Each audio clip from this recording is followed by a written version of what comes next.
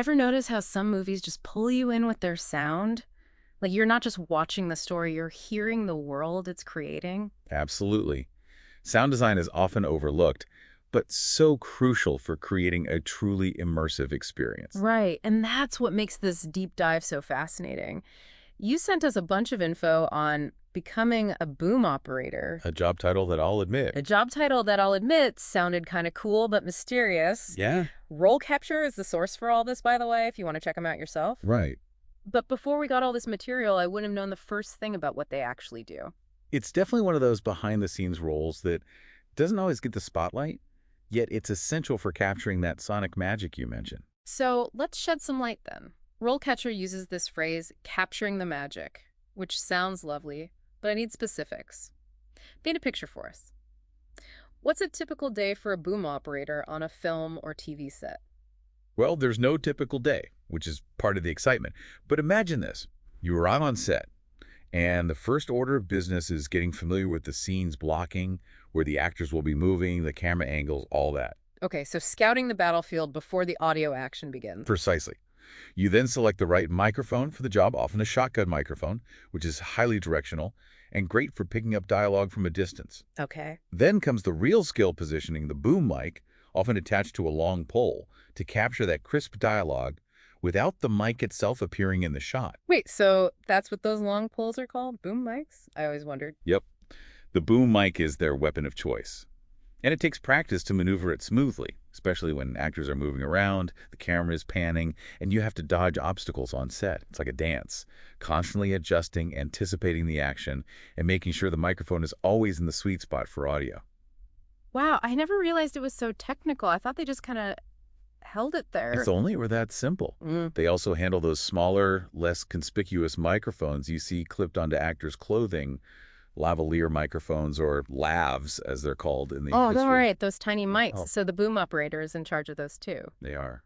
I've always wondered how they get them to sound so good, especially when actors are running around or there's a ton of background noise. It's an art, honestly. They have to be carefully concealed, often under layers of clothing, and the placement is crucial for getting a natural sound. Not to mention constantly monitoring the audio to make sure there's no rustling or interference. You know, I actually once heard a story from like a sound guy on a movie set, and he said the trickiest lav placement was on an actor dressed as a giant robot. They spent an hour just trying to find a spot where the mic wouldn't pick up the costume's movements. That doesn't surprise me one bit. Yeah. It's all about creative problem solving on the fly. But that brings up an important point about this career path. It's not all glamour and red carpets. Right. RoleCatcher does a good job laying out the pros and cons. Yeah, let's dive into that. I imagine working on film and TV sets has its perks. Oh, But yeah. as we said, probably not as glamorous as it seems from the outside. Right. On the plus side, there's that undeniable thrill of being part of the filmmaking process, seeing a project come to life from this unique behind-the-scenes perspective. And you can't beat the potential for travel. One day you might be on location in a bustling city, the next on a remote mountaintop. Okay, so the adventure factor is a major plus. I can see how that would appeal to a certain personality type. But what about the flip side? What does RoleCatcher say are the downsides of this gig? Well, the hours can be brutal. We're talking long days, evening shoots, weekend work, often with little notice. Yeah. Filming schedules are notoriously unpredictable, so a boom operator needs to be incredibly flexible and okay with sacrificing a regular 9 to 5. Yeah, not exactly a career for someone who craves routine, I guess. I mean, I get excited when a Tuesday meeting gets moved, but I can't imagine the kind of schedule juggling involved in this line of work. Exactly. And then there's the physical demand. Holding that boom mic, often in awkward positions for hours on end, it can take a toll. Remember one shoot, we were filming in the desert, and the heat was just relentless. Oh, wow. I hadn't even considered the elements. So not just physically demanding, but potentially working in some pretty extreme conditions. That's the nature of the job. And we haven't even touched on the potential for job instability. Many boom operators are freelance, which means constantly hustling for gigs, managing your own finances, and dealing with unpredictable income. That's a whole other level of stress. So it's not for the faint of heart. You need passion, resilience, and a good dose of entrepreneurial spirit. Absolutely. But you know what fascinates me is that beyond the physical demands and unpredictable schedule, this role requires a special blend of technical prowess and interpersonal savvy. Now that you mention it, I'm realizing that a boom operator isn't just a mic handling machine. There's got to be more to it than meets the eye, right? What are some of those less obvious skills that are crucial for success? Well, first and foremost, you need a deep understanding of audio equipment. Different mics have different strengths and weaknesses, so knowing which one to choose for a particular scene or environment is key. So kind of like an audiophile's dream, but under pressure? Exactly. You Oh. also need to be able to troubleshoot on the spot. Equipment malfunctions, unexpected noises on set, even an actor forgetting their lines. All these things can throw a wrench in the works. So you're not just capturing sound, you're like an audio ninja, anticipating problems and stealthily maneuvering around them to save the day. I love that analogy because it's true. You have to think quickly and adapt to keep the audio clean. But it's not just about technical skill. Communication and interpersonal skills are equally vital. Oh, now that's not something I would automatically associate with this role. Why are people's skills so important for a boom operator? Think about it. You're constantly collaborating with a whole team. The director, camera operators, sound mixer, even the actors themselves. You need to be able to understand their needs, communicate your own clearly and respectfully, and work together to ensure everyone's on the same page. It's like you're part of this intricate dance, perfectly synchronized with everyone else on set.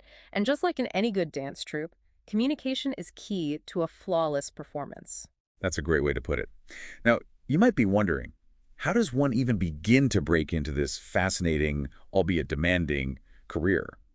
Well, lucky for us, RoleCatcher provides some valuable insights into that as well. Okay, so someone's listening to this totally hooked on the idea of becoming a boom operator. Yeah. Where do they even begin? It's not like they teach, like, boom mic maneuvering in high school, at least not mine. You're right, it's a specialized field. Yeah. But RoleCatcher actually has a whole section on career stages, which is super helpful. Mm-hmm. Like a lot of film industry jobs, it often starts with a hands-on experience, Mm-hmm. internships, volunteering on student films, maybe even shadowing a professional boom operator. So hustle and soak it all in, even if it means starting at the bottom rung. Exactly. Those early experiences are invaluable for learning the ropes, getting comfortable with the equipment, and making those all-important industry connections. Because let's face it, it's not just about what you know, it's who you know, right?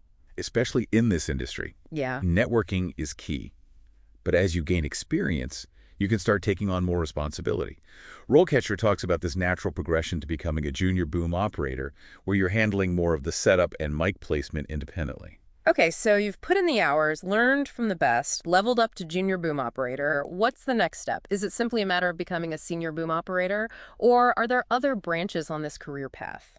That's where things get really interesting. While becoming a senior boom operator is a common trajectory, think overseeing complex scenes, mentoring newbies. RoleCatcher also highlights other exciting avenues. You could become a sound mixer, for example. Ah, the sound mixer, the one who conducts this whole audio orchestra we've been talking about. Exactly. They're ultimately responsible for the quality of the audio recording on set, so it's a natural progression for someone with a boom operator's skill set and experience. So you go from being the mic maestro to overseeing the entire sonic landscape of a film. That's a pretty sweet step up. It is. Or you could branch out into post-production. The skills you hone as a boom operator, understanding microphones, troubleshooting audio issues, they translate surprisingly well to roles like sound editor or Foley artist. Hold on, Foley artist. That's Yeah. the one where they create everyday sound effects, right? Like footsteps in the snow or the clinking of glasses. Yes, it's amazing how they can create those sounds in a studio and make them sound so realistic on screen. Wow, I always thought those sounds were just captured on location. So you're saying a background in boom operation could lead you to the magical world of Foley artistry. This career path is full of surprises. But, thinking back on all the material from RoleCatcher, I'm struck by how they don't just describe these behind-the-scenes jobs, they actually equip you to get them. Absolutely. They go above and beyond with resources for interview prep, CV analysis, even this really cool AI-powered feature that helps tailor your application to specific job descriptions. Wait, AI for job applications, tell me more about that. It analyzes your skills and experience, then compares them to the job requirements, and suggests ways to optimize your CV and cover letter. Really? It's like having a career coach in your pocket. Okay, that's seriously impressive. It sounds like RoleCatcher is more than just a website. It's like a one-stop shop for anyone serious about a career in film and TV. Especially those unsung heroes behind the scenes. Couldn't said it better myself. Yeah. It shines a light on these crucial roles that often go unnoticed, but are vital to bringing our favorite films and shows to life. Which brings me to my final thought for our listeners today.